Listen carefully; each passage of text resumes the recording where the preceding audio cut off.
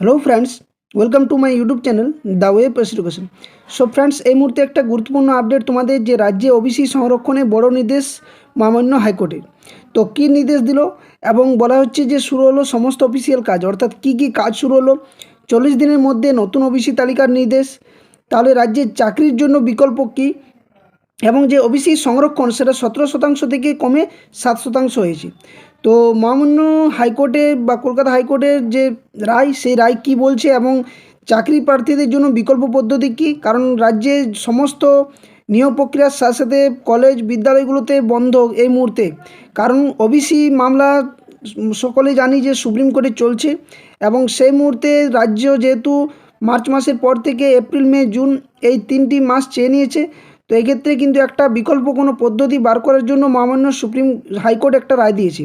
তো ওবিসির জন্য সংরক্ষণের জন্য কী রায় দিয়েছে, বা নিয়োগ প্রক্রিয়ার ক্ষেত্রে বা কী বিকল্প পদ্ধতি ধরা হবে বা দেখা যাবে, বা 17% থেকে কমে 7% কেন করা হলো এই সংরক্ষণ, এই সমস্ত আপডেট তোমাদের সামনে আমি শেয়ার করব। তো প্রথমেই বলে রাখি, যারা চ্যানেলে নতুন অবশ্যই চ্যানেলটি সাবস্ক্রাইব করে বেল নোটিফিকেশন অন করো, এবং সাথে সাথে ভিডিওটি লাইক ও বন্ধুর সাথে শেয়ার অবশ্যই করো। তো চলো আজকের বিষয়টা কী সেটা আমরা একটু জেনে নেব। তো দেখো, ওবিসি জট একটা খুবই গুরুত্বপূর্ণ জট আমাদের রাজ্যের জন্য, কারণ রাজ্যে ওবিসি কেস মামলা চলাকালীনের জন্য রাজ্যের সমস্ত ভর্তি এবং নিয়োগ প্রক্রিয়া যা কিছু রয়েছে, স্কুল কলেজে যে ভর্তি বা নিয়োগ, সেগুলো সমস্ত কিছু বন্ধ রয়েছে। তো কী আপডেট আছে একটু আমরা জেনে নেওয়ার চেষ্টা করি। তো দেখো, ওবিসি জট 2009-এর লিস্ট মেনে ভর্তি নির্দেশ হাইকোর্টের এই রায়ে রাজ্যের স্কুল কলেজে ভর্তি জটিলতার সমাধানের পথ খুলল বলে মনে করছেন আইনজীবীরা। তো মহামান্য হাইকোর্টে কী রায় দিয়েছে না, দেখো, রাজ্যের ওবিসি তালিকা নিয়ে জটিলতায় স্কুল কলেজ ভর্তি ঘিরে যখন উত্তরোত্তর উদ্বেগ আশঙ্কা বাড়ছে, ঠিক সেই সময়ে আশার আলো দেখালো হাইকোর্ট। তো আমরা সকলে জানি, গত বছর হাইকোর্টের ডিভিশন বেঞ্চের নির্দেশে বাতিল হয়েছিল 2010 এবং তার পরের যে ওবিসি তালিকা, অর্থাৎ রাজ্যে যে ওবিসি তালিকার যে একটা গরমিল দেখা দিয়েছে, সেখানে কিন্তু 2010 এবং তার পরবর্তী যে ওবিসি সংরক্ষণের ব্যবস্থা করা হয়েছে জাতীয় শংসাপত্র হিসেবে, সেখানে কিন্তু নানান অভিযোগ উঠেছে, এবং এই অভিযোগ দীর্ঘদিন ধরে হাইকোর্টের ডিভিশন বেঞ্চ চলার পর বর্তমানে এটা সুপ্রিম কোর্টে বিচারাধীন বিষয়। তো এই মুহূর্তে হাইকোর্ট কী রায় দিয়েছে সেটা দেখো, কি বলা রয়েছে, যে বুধবার হাইকোর্টের বিচারপতি কৌশিক চন্দ্রের সিঙ্গেল বেঞ্চ রাজ্য স্বাস্থ্যবিজ্ঞান বিশ্ববিদ্যালয়ের আওতায় ভর্তি নিয়ে জটিলতার নিরসনে 2009-এর ওবিসি তালিকা মানার রায় দিয়েছে। অর্থাৎ 2010-এর আগে, অর্থাৎ 2009-এর যে ওবিসি তালিকা ছিল, সেখানে যে তালিকাভুক্ত যে শ্রেণীরা ছিল বা জাতিগুলো ছিল, তাদেরকে কিন্তু এই সুযোগ সুবিধাটা দেওয়ার কথা তিনি বলেছেন সরাসরিভাবে। সেই তালিকায় যে 66টি শ্রেণী চিহ্নিত, তারাই নিয়ম মতো সংরক্ষণের সুযোগ পাবে বলে জানিয়ে দিয়েছে সিঙ্গেল বেঞ্চ। অর্থাৎ 2009-এর মুহূর্তে যে 66টি তালিকা শ্রেণী চিহ্নিত করা হয়েছিল, তারা কিন্তু এই সুযোগ পাবে। 1997 এবং 2011-এর সরকারি বিজ্ঞপ্তি অনুযায়ী এই সংরক্ষণের হার 7% ছিল। 2009-এর তালিকায় অবশ্য ওবিসি এ ও ওবিসি বি বিভাজন কোনো ছিল না, তাই এই 7% সংরক্ষণকেই মানা হয়েছে। নেক্সট কী বলছে, সেক্ষেত্রে সিঙ্গেল বেঞ্চের নির্দেশ, 2009-এর তালিকায় এ বি ভাগ না থাকলেও কাস্টের উল্লেখ ছিল। সেই মতোই 2010-এর পরে ইস্যু করা ওবিসি সার্টিফিকেটে কাস্টের উল্লেখ দেখে অনুমোদিত ও অননুমোদিত পৃথক করা সম্ভব। প্রসঙ্গত, এ বি ক্যাটাগরিতে যথাক্রমে যে 10% এদের জন্য এবং 7% যে বি এর জন্য সংরক্ষণ, সেটা চালু করেছিল রাজ্য সেই মুহূর্তে, অর্থাৎ 2010-এর পর থেকে বা সেই সময়ে। হাইকোর্টের বুধবারের রায়ে মোট সংরক্ষণ দাঁড়াবে কিন্তু 7%, অর্থাৎ 2009-এ যে 7% সংরক্ষণ ছিল, সেই হিসাবে কিন্তু হাইকোর্ট এই রায়টি দিয়েছে। কী জন্য, কারণ এখানে বলা রয়েছে যে রাজ্যের স্কুল কলেজে ভর্তি এবং সরকারি চাকরিতে নিয়োগের ক্ষেত্রে 1 বছর ধরে যে জটিলতায় এই প্রথম সমাধানে একটা পথ খুলল বলে মনে করছেন আইনজীবীদের বড় অংশ। এমনিতে হাইকোর্টের ডিভিশন বেঞ্চের গত বছরের রায় চ্যালেঞ্জ করে সুপ্রিম কোর্টে রাজ্য সরকার গিয়েছিল, সে মামলা এখন চলছে। রাজ্য আবেদন করলেও হাইকোর্টের রায়ে স্থগিতাদেশ দেয়নি সুপ্রিম কোর্ট।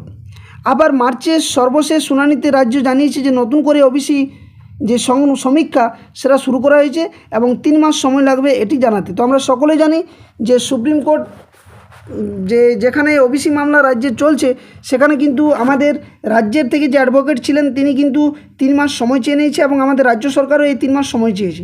তো এই 3 মাসের মধ্যে কী কী সুরাহা হতে পারে সেটা, এবং রাজ্যের যে চাকরি প্রার্থী যারা রয়েছে অর্থাৎ ডাব্লিউপি থেকে শুরু করে ডাব্লিউবিপিএসসি থেকে শুরু করে টেট থেকে শুরু করে প্রাইমারি আপার প্রাইমারি সমস্ত যে নিয়োগের ক্ষেত্রে বা পরীক্ষার বিজ্ঞপ্তির ক্ষেত্রে যে একটা বাধা, সে বাধায় কি আসতে চলেছে নতুন পরিবর্তন, বা আদৌ কি এবারে 3 মাসের মধ্যে সংরক্ষণের যে ব্যবস্থা ওবিসি কেসের সেখানে কি নতুনত্ব আসবে, বা রাজ্যই বা কী পদক্ষেপ নিচ্ছে সেটা কিন্তু জানা যাবে।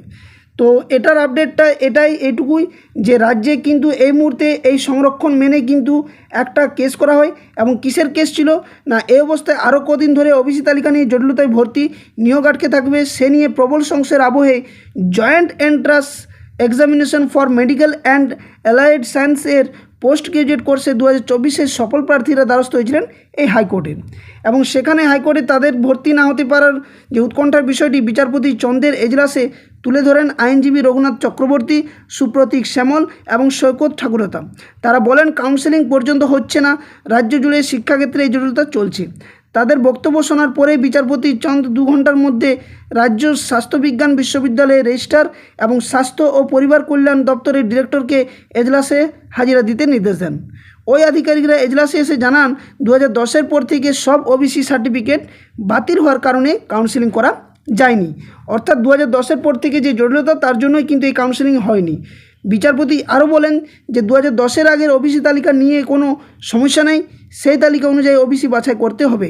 তাহলে এখানে একটা বোঝা যাচ্ছে যে 2010-এর আগে পর্যন্ত যে ওবিসি, সে ওবিসি ক্ষেত্রে যেহেতু কোনো তালিকার ক্ষেত্রে কোনো যেহেতু গরমিল নেই বা কোনো বেনিয়ম নেই, সেক্ষেত্রে 2010-এর আগের যে ওবিসি সেই হিসাবে কিন্তু নিয়োগ প্রক্রিয়াও চলতে পারে, এবং এটা কিন্তু রায় রয়েছে, এর আগেও দিয়েছে রায়, এবং এখানেও কিন্তু এটাই বলা হয়েছে। তাহলে রাজ্য জয়েন্ট এন্ট্রান্স বোর্ডকে বিচারপতি চন্দ্রের নির্দেশ যে 2009-এর তালিকা ও সংরক্ষণ বিধি মেনে 40 দিনের মধ্যে নতুন তালিকা প্রকাশ করতে হবে।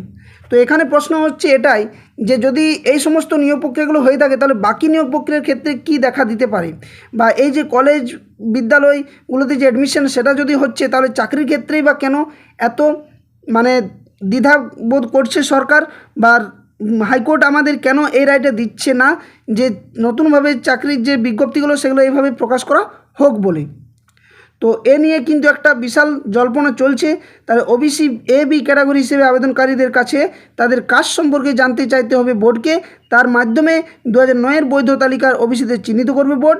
রাজ্য স্বাস্থ্য বিশ্ববিদ্যালয়কে পরবর্তী 1 মাসের মধ্যে ভর্তি প্রক্রিয়া সম্পন্ন করতে হবে। তো এই নির্দেশ দিয়েছে আমাদের মহামান্য হাইকোর্ট। তো দেখা যাক এই মুহূর্তে কিন্তু এই যে 40 দিনের মধ্যে নতুন ওবিসি তালিকার নির্দেশ দেওয়া হলো, তাহলে কি আরও কোনো জটিলতার চিহ্ন পাওয়া যাবে কি, বা রাজ্যে যে 17% থেকে 7% কমে যে সংরক্ষণ করা হলো, বা সমস্ত যে অফিসিয়াল কাজগুলো শুরু হচ্ছে, তাহলে চাকরির ক্ষেত্রে কোনো কি বিকল্প ভাবার চেষ্টা করছে, এই সমস্তগুলো কিন্তু মনের মধ্যে একটা প্রশ্নচিহ্ন থেকে যাচ্ছে। তো এই ওবিসি নিয়ে যদি আরও কোনো আপডেট আসে অবশ্যই আমি তোমাদের সামনে শেয়ার করব। আশা করছি এটা ভিডিওটা ভালো লাগলো, কারণ এই ধরনের একটা ছোট্ট আপডেট তোমাদের সামনে অনেক হেল্পফুল হবে।